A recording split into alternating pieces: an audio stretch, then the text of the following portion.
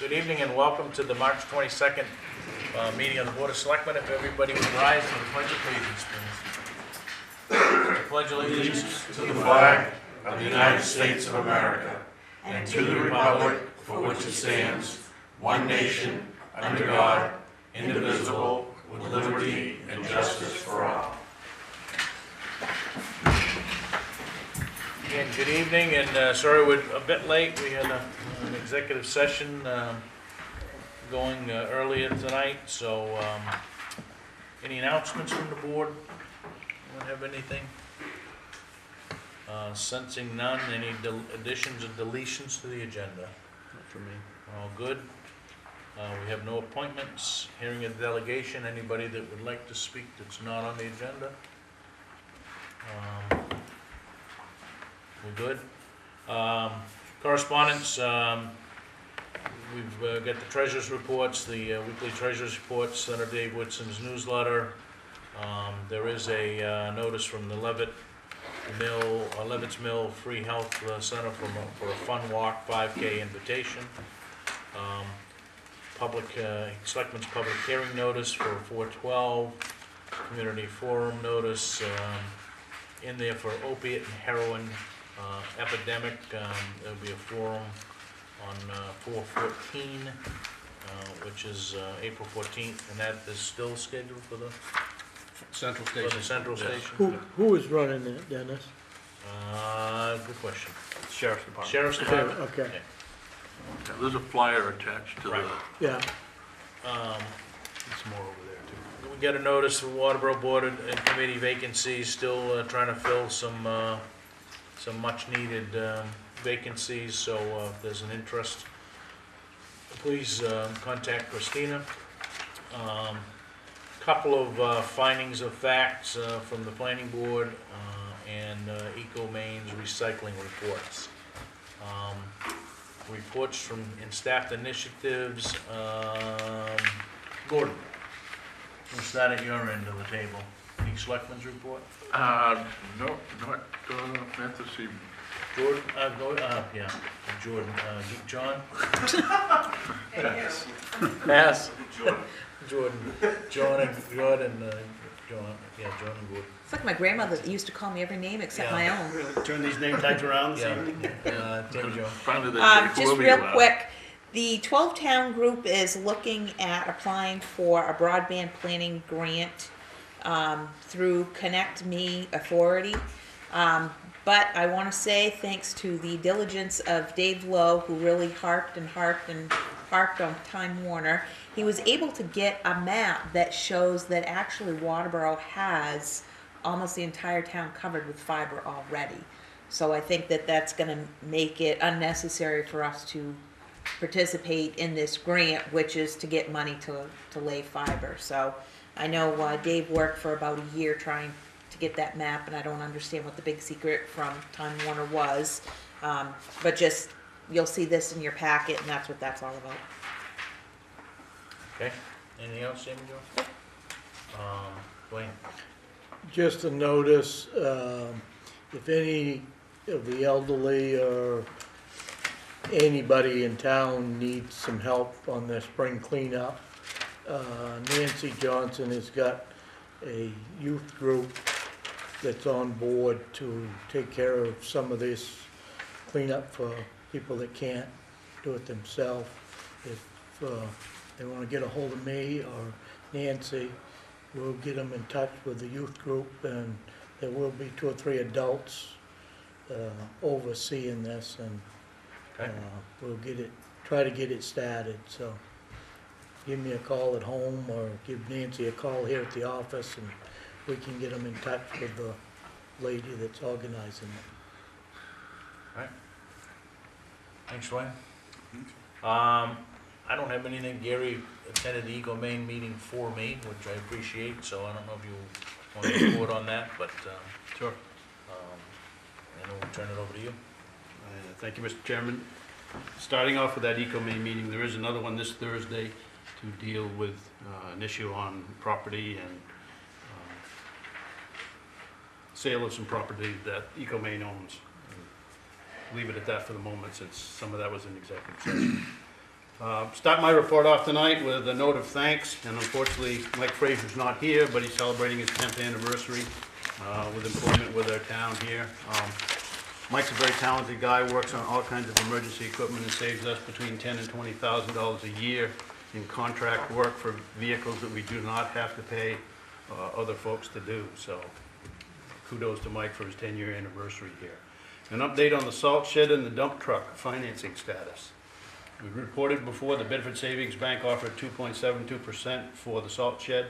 That would be for 10 years, and we're still trying to bring up one other amount from a competing bank, but Bengo Savings is going to offer an even slightly lower rate for the dump truck, and I'm still in discussions with a couple of banks on rates for the ambulance. But certainly ready to move on the loan for the salt shed and the dump truck and get those in process. Is that a fixed rate? Yes, it is. Good. Yep. And we would do 5-year terms on both the dump truck and probably the ambulance. Certainly you wouldn't want an ambulance for more than 5 years, maybe 7, but it'll start to rust out at that point in time. An update on the salt shed bids. You have this report as well as a separate sheet that was in front of you, Sebago Technics with the colored markings on it. We received 3 bids of 2.5, I should say. David P. Trask, a company from Hudson, Maine, bid $587,000 and change. This company has a lot of experience building salt sheds. They've built over 70 in Maine in the recent years. Thomas P. Dumont, or TPD Construction out of Sanford, bid $630,000. And they've built a couple of sheds locally in Shapley and Acton. And one other company, Doughton's Construction out of Freeport, only bid for the building only without the foundation, and that was at $536. So it just so happens in this rare situation, the lowest bid is also the one that we think is the most experienced. It seems to have a good reputation with civil engineers and their municipal customers. I talked to the Orono town manager, and she said, if you want some more good news, just call my public works director. They were very pleased with the work that he did, building a similar size one in the town of Orono. Sebago Technics likes them a lot, has seen their work, and has built 2 or 3 with this company. So that's my recommendation, and we'll move forward awarding this bid unless the Board of Selectmen wants to discuss this further, which is certainly fine if you want to do that. Once again, nomination papers can be picked up in Town Hall after last week, the 16th, School Board, Selectmen, and Water District. They have to be returned by 5 p.m. Monday, May 2nd. Posted roads came down last Friday, and several, if not all, of our neighbor towns came down too. I notice Shapley's are still up, and this gentleman who's here today was saying some others are still up. Our roof bid update. Our roof bids are due this Friday at noon. I'm gonna, in theory, be up in Bangor at an all-day meeting unless Mother Nature gives us another snowstorm. And either Matt and or Doug will be taking my place to open those bids and tabulate them. I had 7 people come here to walk around the building or on the roof, and I had 3 more calls yesterday as well, so hopefully we'll get several more bids this time. Budget update. You have before you the Excel legal-size budget document that is done from myself and the Budget Committee. And I guess what the Budget Committee is eager to do is to have a workshop with the Board of Selectmen. And the suggested dates are this Thursday, the 24th, or the 29th, or the 31st of next week for at least one of those dates. This Thursday may be a little short, but if you want to do it, that's fine. I've been telling people for quite some time that might be a date that we do that. I think Mike DeAngelis, Doug Foglio, and Matt Boers, and maybe Lisa, maybe not all there at the first one, but certainly we need their input in addition to mine for this first workshop. Budget Committee worked hard. They met every week for pretty much 10 weeks. They had 10 meetings, and they've got a little bit more things to chew over with you about the fire situation and the students there, but other than that, they're probably 98% done. Other things to talk about 2 weeks from tonight. Dwayne had mentioned having a referendum question for a second contract deputy. As you folks are aware that you have the power to do that if you want to do that, so we should talk about that 2 weeks from tonight. We have to have a public hearing, but there's plenty of time to do that. And next steps for the fire station. Now that this report is essentially complete, this initial report, where do we go next? more information, workshopping, prepare for the voters this fall. I mean, Matt and I don't think that we're ready to go to the June election and town meeting. We haven't had enough time to digest this information, the dollars, and educate people for what we've done so far, never mind what we may be doing going forward for such a large sum of money. And I just wanted to reiterate, hold up for the folks back home, this opiate seminar, April 14th, there's folders, there's flyers over here on the table, please take them and promote this. This has been done around the state, and I think it's a pretty good gut check. There's some pretty telling stories from recovered addicts, counselors as well, and I think it'd be a good thing if the selectmen and other boards participate in this. We're planning for 100 chairs, and we hope we fill at least 2/3 of that. So Thursday, April 14th at our fire station, in the bays. We're kicking out the trucks, and we're gonna have plenty of room in the bays. Anything else, Gary? No. Any questions? No, we'll move right into new business. Item 1 on the agenda is to discuss vote to approve a consent agreement. I guess I would ask that our CEO, Glenn Charette, kind of, you stimulated this with a letter, so why don't we start with you? Good evening, Board. Truman Corporation. This is a modular company who put a house on Ospiate Hill Road. Get you an address here shortly. Thank you. 789 Ospiate Hill Road. The builder did his own setback measurements. That was a difficult site. The road is curved and the site is uphill from the road. And that leads me to a lot of things that we'll discuss after this. In any case, the setbacks are, he's 5 feet within the required setback of 100 feet. You know, it's only an error. There's no, nothing wrong other than being an error. And obviously there's a penalty attached to that error. I guess that's all. I guess from here on in, I'm going to recommend that I start doing some footing verifications on site. We just have to pinch this in the butt because it's not going away with doing something critical, and that's requiring footing verification from setback By a survey, you mean? by a surveyor. Yeah, it's nothing that you're gonna run out there with the tape and do. Yeah, I can. I'm not licensed, and at this particular site, the road is curved, it's an uphill site. And, people keep asking me, well, have them throw up the line, measure off the line. Well, that works if I know the line is accurate. But I don't know the line is accurate without getting a surveyor to tell me the line is accurate. So if we're gonna do all of that, then on a lot of situations, the builder will have to verify with the surveyor that the footing is where it needs to be. And upon that verification, the surveyor sends me a letter and they can continue with the construction project. We just have too many of these in Waterboro. And the owner of the Truman Corporation is behind me, and I'll let him take over if you have anything else to say. You have my recommendation for a fine in front of you, I believe. Yes, Gordon? John? Yeah, this is the second I person. know. Sorry about that. We look so much alike. I see the fine is from November, Yes. and there was adequate notification before November that of an impending fine? No. We didn't know about the violation until well after November. Is that your question, I guess? Yeah, I'm just wondering, Well, November is when it was put in, right? Pardon me? Is November the date that it went in? Correct. Correct. so, person being fined did not know about the potential of being fined before he actually got this? No, he didn't know he was in violation until the bank did a mortgage survey. And Okay.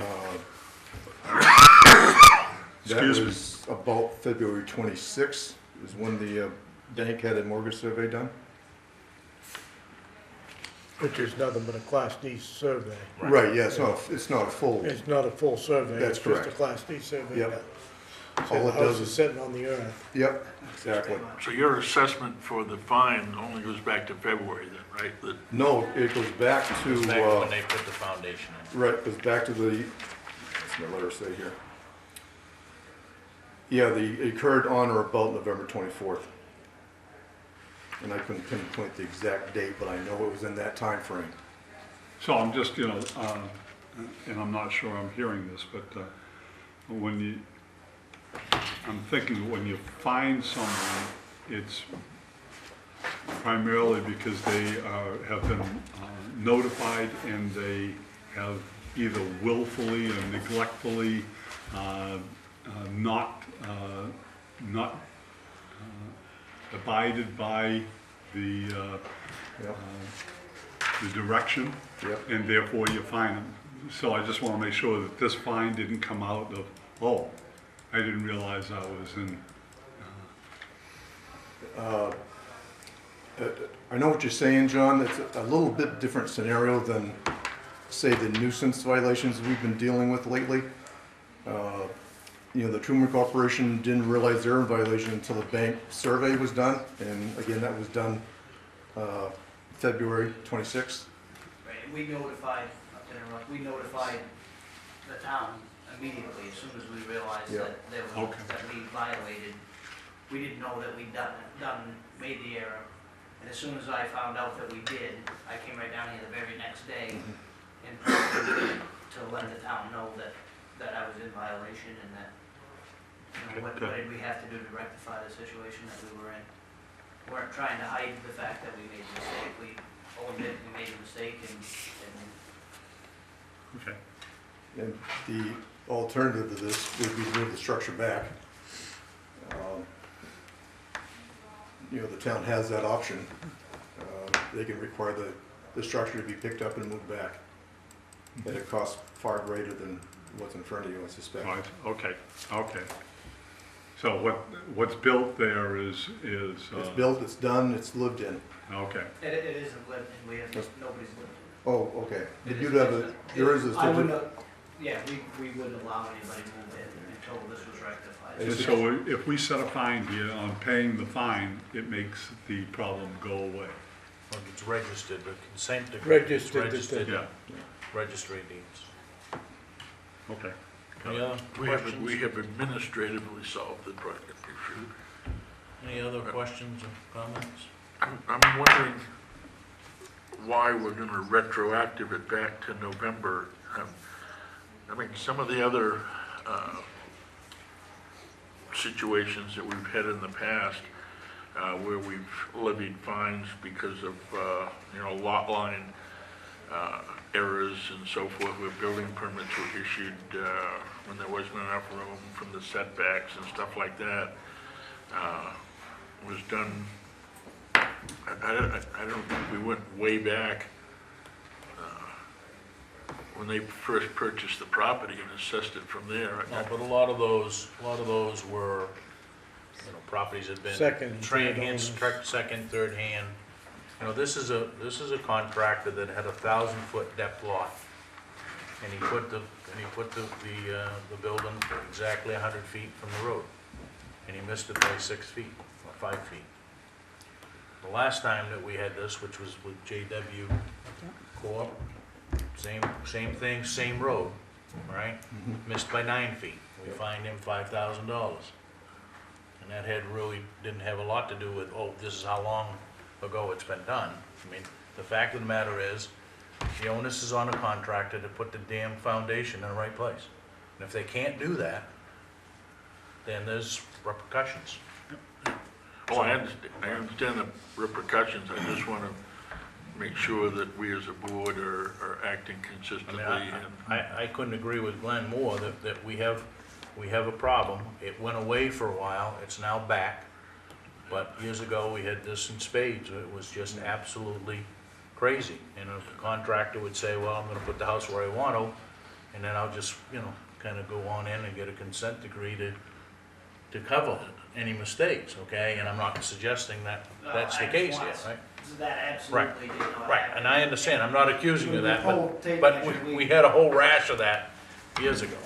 No, This- I agree, and I just wanted to make sure everybody This knew is what that happened. isn't what You happened. started at the road and was taped like that, and you gotta go like this, correct? Yeah, the tape was pulled uphill to the site. If that tape was pulled from the foundation to the right of way, And this would have in been a a straight perfect, line, you probably, you got 100 feet here, you haven't got 100 Correct. feet when you pull I it. think that was part of the problem, and as Glenn stated, it's on a corner, and I can't blame anybody but myself, because I personally was the one that measured it, and I thought I was 110 feet, so I can't blame anybody else. I was even gonna say, within my company, why didn't you go mine. 110 I feet, own but I it. guess you thought you did, right? I own it. It was my mistake, and it's, like I said, as soon as I realized the situation, I was ready to step up and own the mistake. It wasn't anybody else's mistake but mine. The pins got moved around a few times because we did hit ledge on the lot. And I understand that the lot's 1,000 foot deep, but it doesn't make sense. If you went to the lot, you'd understand that it doesn't make sense to go back, 150 feet or something, just because of the ledge and the rocks that are on that lot. It made sense to put the house on. There was a relatively level spot on the lot, and that's where we went. And we did blast. It's not like I moved the house forward trying to avoid blasting. We did blast the you should lot. probably stand up here and introduce yourself. I'm sorry. Just for the minutes, I don't think Christina has that So, yet. Todd Truman from Turnkey Homes of Maine, owned by the Truman Corporation.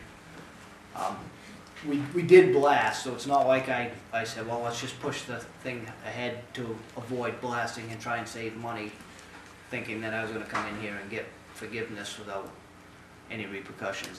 That is not what happened. We did blast, and the house was pushed back as much as made sense for that lot, the way the lot is shaped.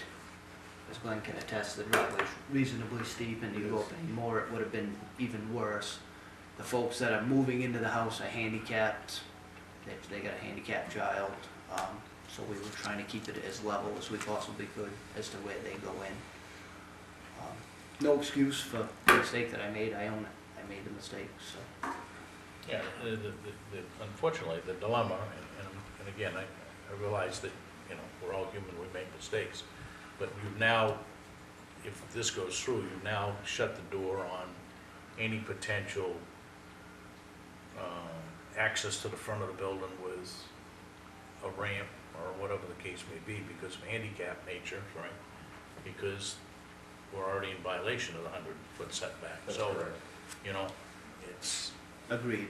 I mean, They are putting a ramp on the side Yeah. of the home and actually on the back of the home. so you limit what the landowner can do Forever. forever. Right. I suppose they could come in and make a variance, but be that as it may. So, yes, I think Glenn's solution going forward here is to get a surveyor to set the pins or give him the side lot lines as need be. yeah, I think if somebody came in and said, I'm 150 feet back from a 100-foot setback, you have a little different view of that than you say, well, I put the building 100 feet from the road, right? Yep. Thank you, Todd. Yes. Yeah, to touch a little bit on that, we've had probably 4 instances recently that I've required surveyors to, because they've just been too close and they've just been too close. And most people understand that, especially when they explain to them how many consent agreements Waterboro's had and it cost you money. And I want to touch a little bit on what Gordon said about, previous consent agreements. That they weren't for new structures. These were, a lot of the things since I've been here, have been consent agreements that have gone back many, many years. That's a different ball game, but there is an article in our ordinance that, Oh, yeah, I read it. yep, that helps guide what you folks do. I stand by my recommendation. Glenn, I have a question about the Yes. time frame. It said this violation occurred on or about November 24th, 69 days to the date. Correct. My counting, it's 119 days.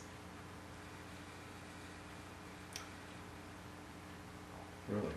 Are you taking 69 days to the date that I they was found counting it? weekends, it's business days, isn't it? Yeah. That's Well, where- No, I counted days. I'm Is it- counting Yeah, hundred but and nineteen. Are you counting two, I don't want to butt in on her either. Did you count weekends? Are you counting November to February when you get notified? I'm counting November to tonight's date. I counted that as, including Saturday and Yeah. Sunday, 119 days. Okay. I would think, in my own opinion, is when he came in as an honest man and said, I have a problem, that would have stopped that violation until it could be taken care of.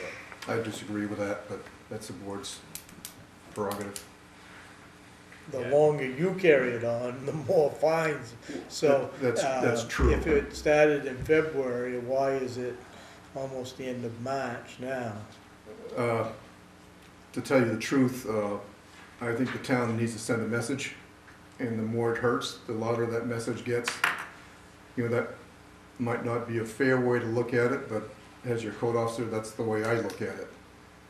A lot of consent agreements are minuscule compared to what they should be, and I'm not offending the board, I hope. I think the penalty is gonna hurt. Well, there again, you had the right, as the code officer, to require a Class D survey. When, if there was any question, he was not 100 feet. So it lies in two hands here. Well, He that's, did it, he's taken yeah, the, that's not exactly true.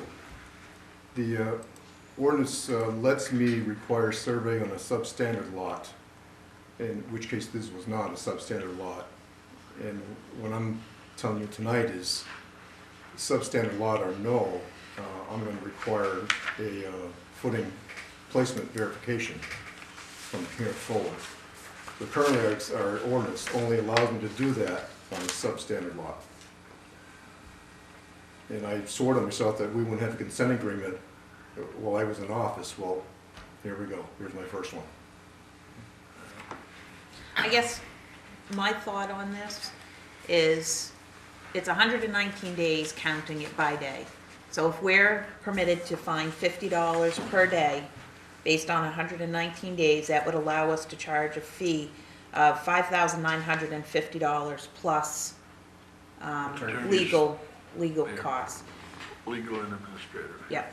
I'm looking at our list of consent agreements and what we've charged for fees, and I think, you know, the one that Dennis brought up, the JW Group, and I actually had asked Gary about this before our meeting tonight, was a perfect example of, I mean, it's the same situation. It's the contractor who decided not to hire somebody to come in and do the survey. They decided to do the survey themselves.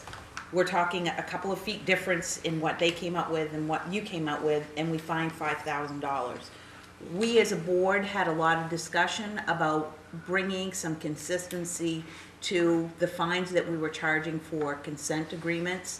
And so because I think that this is apples and apples, looking at this situation and the one from JW Group back in January of 2013, so I'm thinking a $5,000 fine to be consistent. Yeah, I would agree with you, Tammy Jo. What's everybody's thoughts here? I agree that it's consistent, but I'm a little bit disturbed that we as a town would, and for lack of a better term, artificially inflate the number of days by waiting to take action on this so that the fine increases so that we can send a message. I think that sends the wrong message as a municipality. I think it's driving business away. They know that they're gonna do this. But I think If we you have can- somebody come in that says, okay, I'm letting you know that I'm in violation, I think that we're in the position then to schedule that at the next available opportunity to get that matter resolved so that we're not letting this drag on day by day by day and just. So he came in late February, Glenn, am I? We got the Morris survey in late February, and I have to, Gordon, I have to defend myself here. I didn't artificially inflate the time frame. The violation, I think, should go back on the day the violation occurred.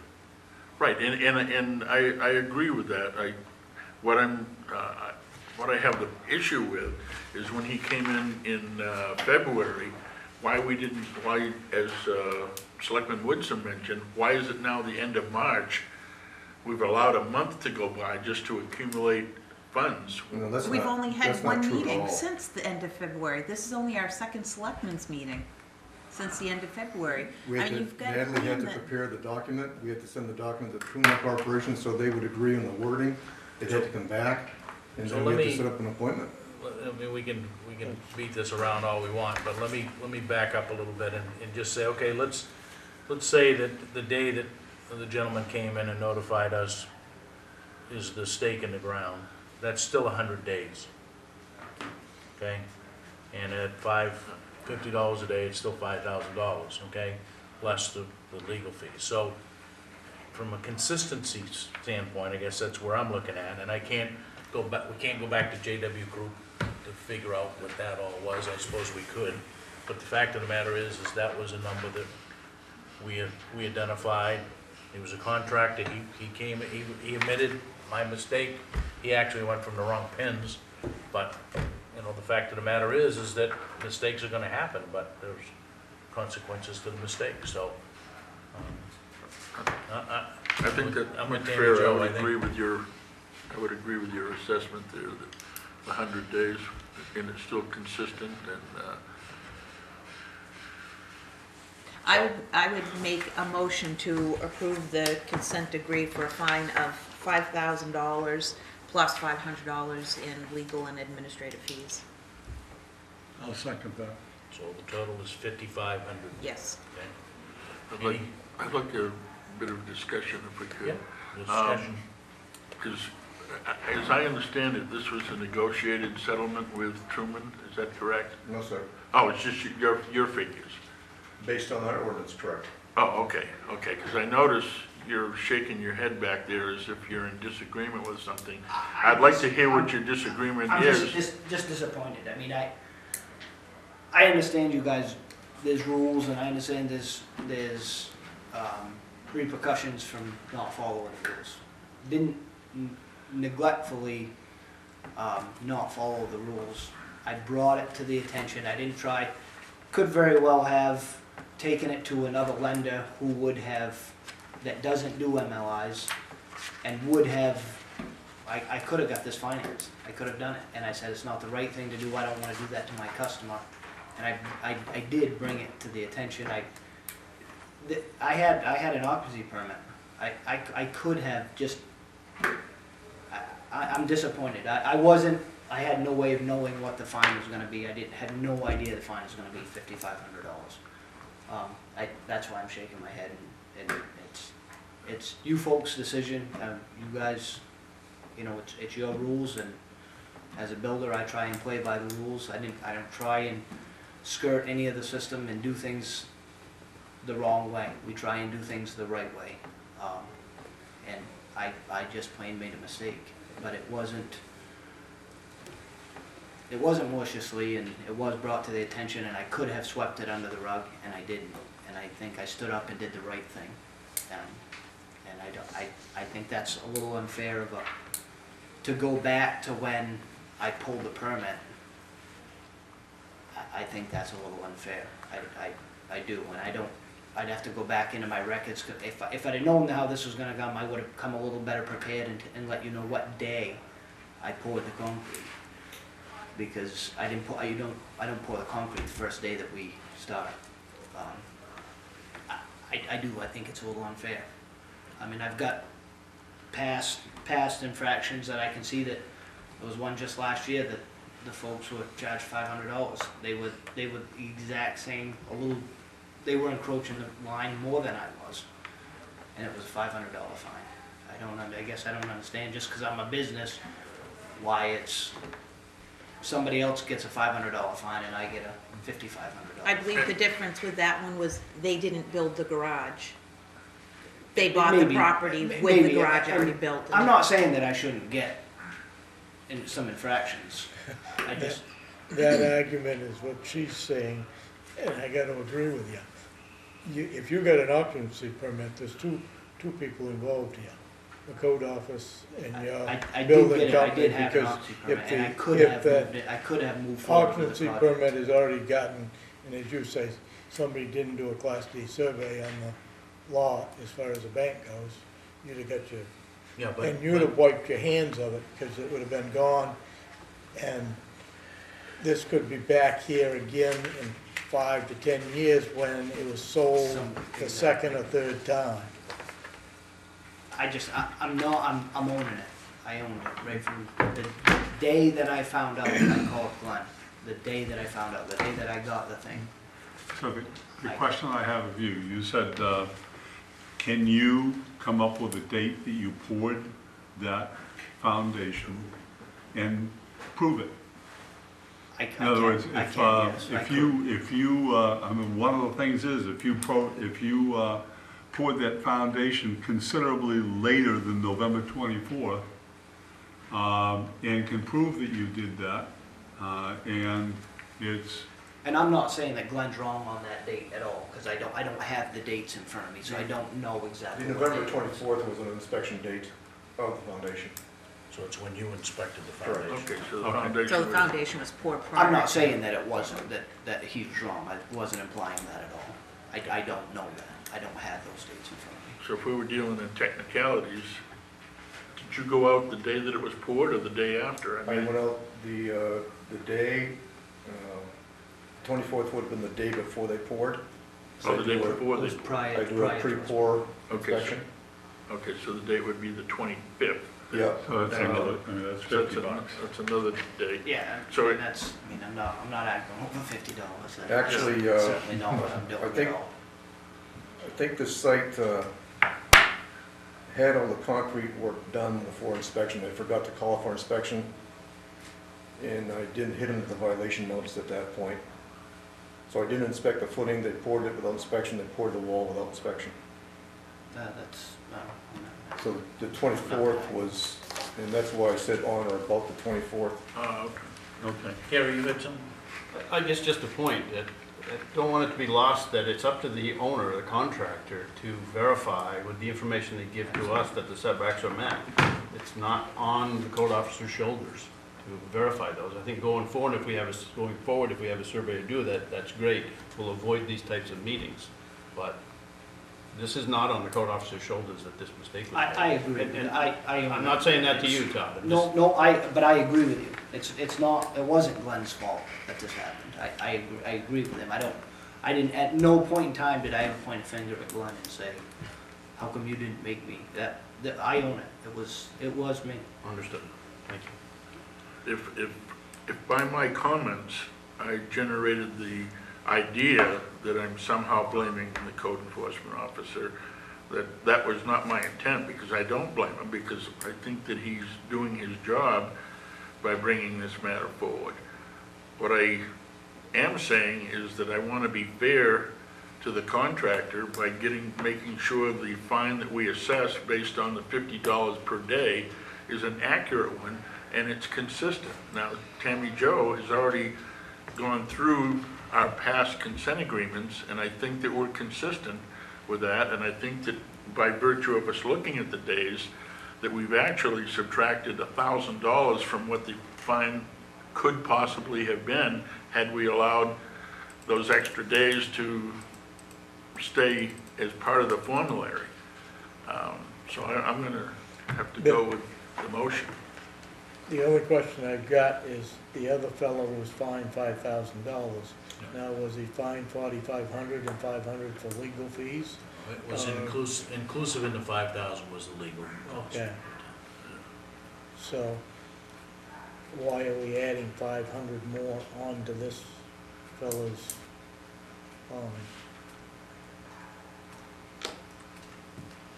My understanding was we fined $5,000. I thought that the administrative costs were above and beyond that.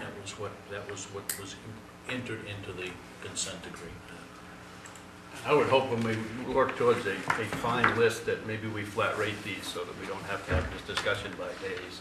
This type of an infraction can be X dollars. And we Well, I can- think we have to go by days, because that's what the ordinance says, $50 a day. That's the cleanest, We can change that. That's the cleanest formula, yeah. but, I mean, I guess I would, and that's why I said, if you take the 30 days off that have almost transpired since you came in, you know, you really knock it down to We have a motion. 4,900, so. Any other discussion? Okay, motion is $5,000 plus the, or 5,500, 5,000 for the fine and 5 for the administrative costs. All those in favor? Opposed? You're, Motion carries. I just want to say that at least you still got fined, but at least you made it harder to find, on us to fine you when you come in with the attitude that you come in with, of It's how I run my accepting your business, and it's mistake. who I am as a person. Yeah. I don't try and So blame it's, other people it's for my good to hear a mistakes. person say that. And certainly my recommendation wasn't any reflection on you as a businessman. I appreciate that you came forward and brought it to Glenn's attention, but I do feel that we need to be consistent with these fines. Yeah, because if you look at the last few that we've had, that, you know, it would have been the same kind of thing. You could have gone and got financing, this would have gone away initially. So eventually, there's gonna be somebody that does a bank survey and say, Right. and that's always been my question is, how can we have somebody come in here that the house has been sold 2-3 times, financed 2-3 times, refinanced, right? And then all of a sudden, it's 6.5 feet off, right? So, Right, and I could have done that. right, Is what I'm, so is what I'm saying. And we I, certainly appreciate it. that I was mean, the only reason I was hoping for a little leniency on Yeah. the fact that. The only reason I voted against it was I feel the fine should stop when the customer comes and says, I got a problem. It did. I think And we- I I think think, we I did think that. they've done that. It is what it is. I'm not. Okay, I have a bunch of blanks to fill in here. You're in the neighborhood in the next day or so, so you don't have to wait around tonight? Or? I can be if need be. Okay. I'm not, but I can be if I. And why don't we call you when this is ready? we'll get it signed and notarized. And They need to sign this. Yep, okay. Is that all right if And you bring, want it and tonight? bring a check. I need it as soon as I can get it to the, I gotta get it to the bank, so. Yep. If you can come back tomorrow, the Yep. board will sign their part tonight. You can come back tomorrow and either Tammy or Christina will notarize it, and we can bring a check and we'll have this done tomorrow. Can I sign my piece so that I can send somebody else down tomorrow? Absolutely. I'm gonna be Sure. out of town, that's all working Yep. on the job. Okay. I can certainly do that. Why don't you take that right over there with Christina, please? Thank you. All right, while that's going on, we're gonna go conduct some more business here. You're gonna enter the figures in there before he signs it, right, Dianne?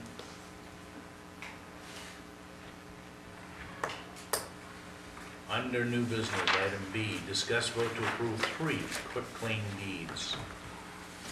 These, I presume, are all for back taxes.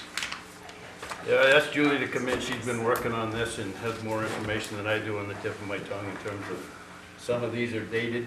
I think there's a little bit of different explanation for each one, so. So why don't we run through them? I guess I'm a little confused at the first one, that we're giving a quitclaim deed to Douglas Foglio and, There's a correction in the spelling, and I fixed that, so. The reason that is done on the Foglio property that he no longer owns, and it was sold 3 times since then, is the original owner that he bought him from was never giving a discharge. I'll just send So that it still down to the shows check on their tomorrow. records back in 1996 so or whatever. it clears everything up front. Yes, sir. Okay, thank you. Which correction did you make? Spelling, on the one that you're seeing on your records, I spelled Doug's name wrong. Right, also liens is spelled incorrectly. Okay, I didn't catch that one. Yeah, that's on the third paragraph down, just above where you have the dates and the book and page number. And the first line threw me. The receipt whereof it does hereby acknowledge, does hereby remise. That's all, there was the wording that Was was it that the 2 herbys? That's what it was when I copied something to go by. Oh, okay. All right. Okay, I apologize that, Just we, checking I with even you. called the lawyers and asked them on this, and had the courthouse involved down at the registry of deeds when we found this. Okay. So, Okay, Gary, if you wanna Just just sounded change funny the when I read spelling, and I can initial it, on that, and then they could still sign it. Well, that first page has no signatures on it, so you can Okay, just do that. Recognized, it's in the minutes that yeah. we Thank you. recognize that Lean was spelled wrong. All right, the second one, what you got? Williams, Those had never been discharged. looks like William is spelled wrong. Yeah, and I got those, got that spelling. Those have never been discharged, and they're since 1988, Yes, okay? found them in the process of cleaning up the filing. Yeah, William is spelled wrong in that, too, See, I'm using the same form. Okay, which means we'll probably find And- it. Probably on the Number- same one again. number 3. Past would due be- taxes on that, they asked This me, looks like, in my only hiccup with this, and I saw it when it's Paul, Simon, and Ann. that's the way it is on all of the paperwork, because I was questioned on, I cannot add her name because her, Simon's isn't on any of the paperwork, that's how it's But it registered. says Simon, Paul, and Ann. I would presume their last name is Simon. Yes, it is, that's just the way the registry, the tax lien went out, and that's how it's gotta be typed. But the tax bill is different than what this quick lane deed is. No, The it's not. tax bill says Simon, Paul, and Ann. Okay, The municipal quick claim deed says Paul, Simon, and Ann. okay, all right. Because I was asked to put her last name in there, and I told them I couldn't. Yeah, I think if you look at the tax bill, Okay, I'll it change says that. Simon, Paul, and Ann, Gotcha. which there's no We don't put period. commas, we don't put commas in there? You make the assumption that they're both Simon. Yeah. All right, so what's your pleasure, folks? Sorry for the inconvenience. No problem. Make a motion to approve the 3 quitclaim deeds And With the do I have- corrections? Do I with have the a second? corrections. I'll second I'll that. second. Been moved and seconded. Any further discussion? Sensing none, all those in favor? Opposed? Motion carries 5, sound 5. All right.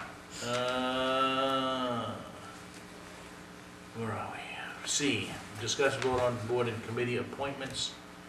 We had the one tonight, so what's your pleasure there? Would make a motion to appoint Kara Kent to the Cemetery Committee and Library Board of Trustees. I'll second that. Any discussion? All those in favor? Opposed? Motion carries 5. Okay. Next item under new business. Discuss vote to accept board members' resignation. In front of you, a resignation from the, Mr. DeMarcus from the Waterboro Public Library Board of Trustees. So moved. Moved, do I have a Second. second? Moved and seconded to accept the resignation. Any further discussion? All those in favor? Motion carries 5. Okay, and let me get my system back in. Item E, discuss and vote to authorize Fire Chief Matthew Bors, who in his capacity as Deputy Town Administrator, to be added as authorization signer on the Town of Waterboro bank accounts. This is a request. Yeah, we discovered, oh, I don't know, a fall or 2 falls after I got here, when Julie and I went out around, we needed to use John. I discovered at that point in time that I couldn't use Matt to come in and sign checks. He wasn't on the bank's list of signers, so we would like to add his name. And when John's term is up, if the Board of Selectmen still want somebody there, I think that's fine. But I think once we have 3 people on there, once John's term is up, then I don't think we need to add a selectman, but we can if we want to.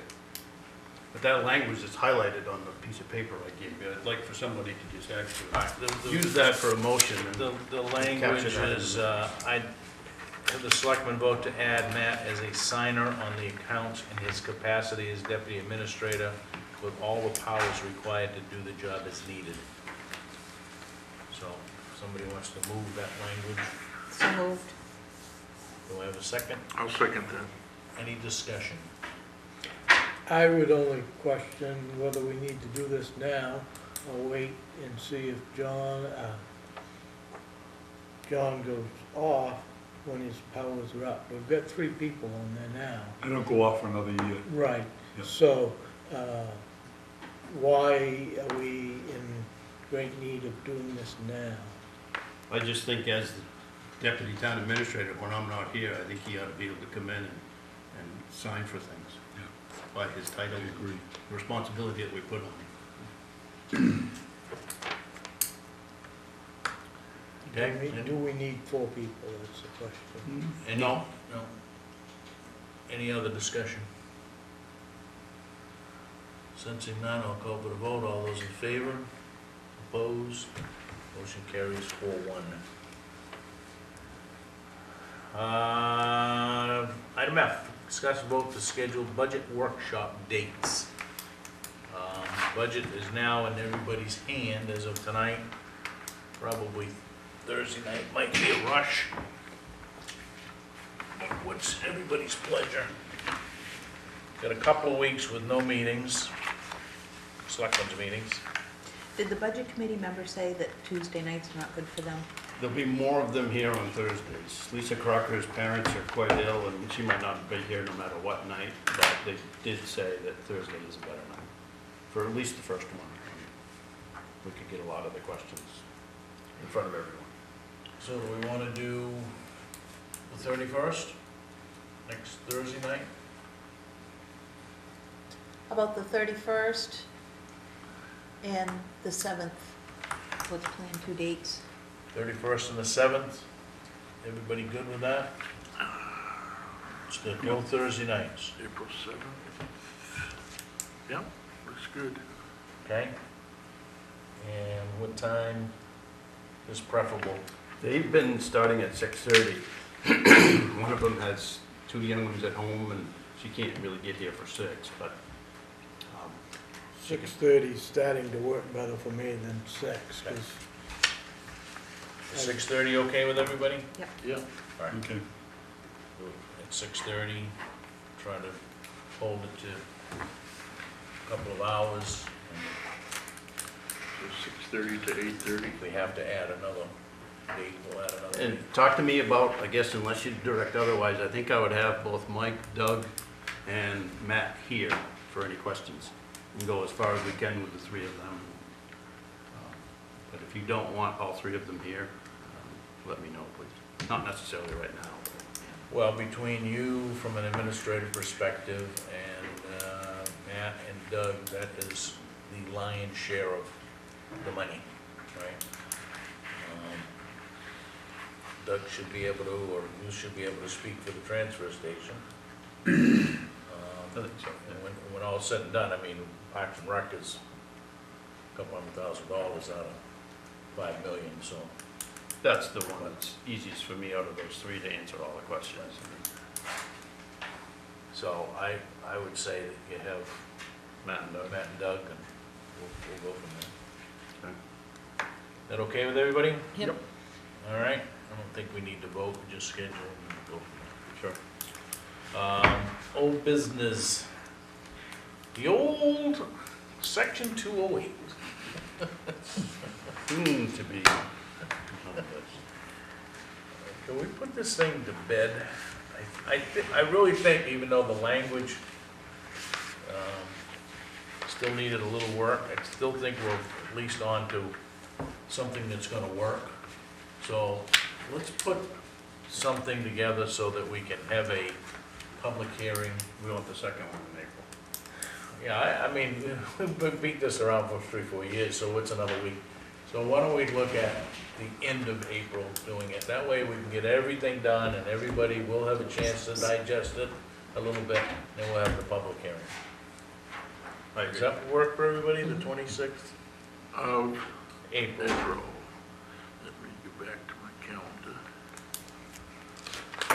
April 26th. That'll give us a chance to test it a little bit. We could actually go pull a couple of lots and see what it would look Yeah. like. And That's a Tuesday night. which brings you back to, not to deflect this too much, but a perfect example of an issue where you want somebody to do a Class D survey when we start getting into some of those.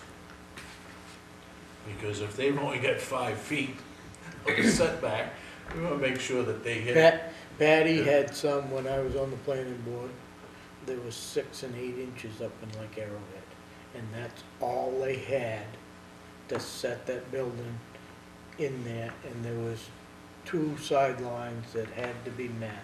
Yeah. And that's why that's in there, is we changed that to make sure that the code office had the ability to do a Class D survey anytime that there was problems like that. Needs to be done. I almost thought we had this discussion several meetings back where we were gonna have them do a survey. Well, the real issue is that the zoning ordinance allows them to do it on an undersized lot. It doesn't prohibit it, but it doesn't speak to it either on any That's lot. what we were So- talking about, undersized lots. Right. Okay, discuss a vote to approve the minutes of March 8th meeting.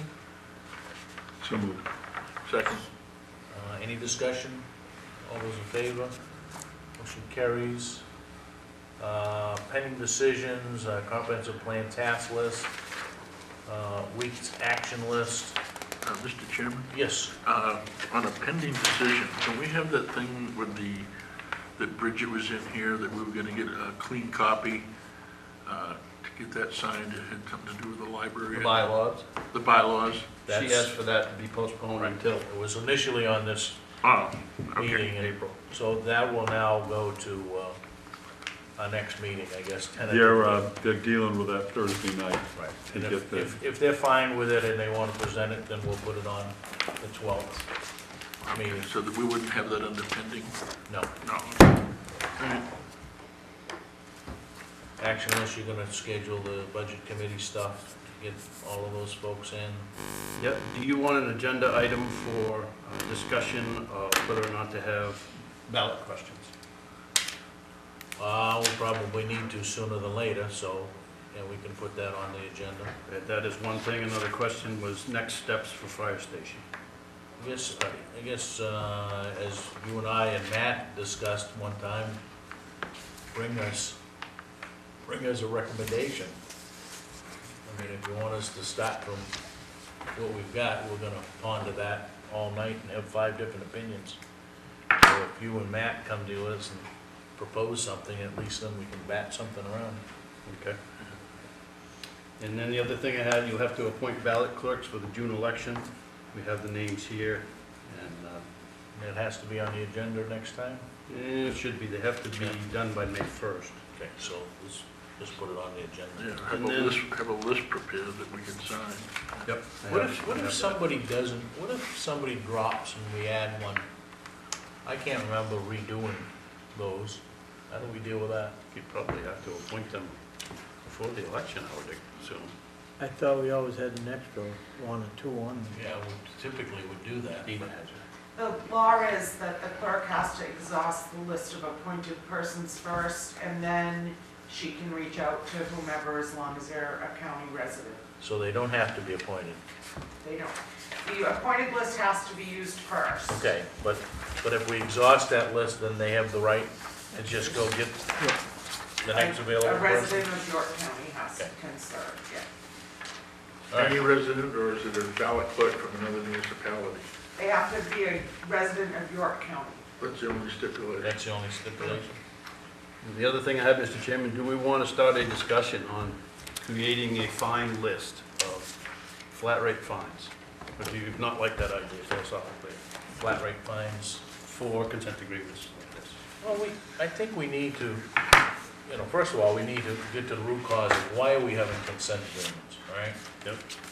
I mean, and I certainly feel bad for this guy tonight, because it's $5,500 he's taking right off the profit margin, right, of his building, but so did, what's his name, Jason Waterhouse, when he was in, he did the same thing, but the fact of the matter is that it's one thing to say that you didn't put the house in the right place. It's It's another thing for us to find something that has been missed 4 or 5 times, right? But how do you get to the root cause and stop it, right? And I think the only way you get to that is, you know, hey, if I've got 10 acres of land and I'm 500 feet back from the road, I can't see the code officer saying I need you to prove that, right? But if I'm 100 feet or 110 feet on a road, I mean, and I understand that the topographic of the land limits you to where you can put a house, but in 1,000 feet. So, then I guess you get to the question of, do you in fact have a flat rate fee structure? And that's, I think that the rationale for what we did tonight with X amount of dollars per day, once you find, or, you know, I think when you find it, because then it becomes an administrative thing of getting to the lawyers and all that good stuff, maybe you shut it off and don't keep adding those days to it unless you've got a client that says, I'm not gonna work with you, right? And I think you keep the clock running. And But that goes back. The planning board code office could have said, you need on each one of these envelopes, building envelopes, you need to come up with a building envelope. right. And they made those laws. And those should have been pinned to a minimum with a Class D survey back before the planning board even approved Sure. that. I mean, here's a subdivision that was approved, and I'm only guessing, but 15 years ago. It was somewhere between 12 and 15 years ago, this subdivision was approved, and now they're just starting this. I was up through there 3 weeks ago, and there's still 4 or 5 lots up there for sale out of that one subdivision. Well, maybe Right. they'll all make sure that they use a surveyor now. Yep. So do we want this on the next agenda or not, Mr. Chairman? Yeah, I'm not sure that we're gonna solve it on an agenda item. I think what we need to work with is to work with the planning board, the code officer, and the board. Yeah, you know, what are I we think gonna that do? needs to be in a workshop of some type, to come up with some type of, Okay? Holler if you think of anything you wanna stick on here. We will,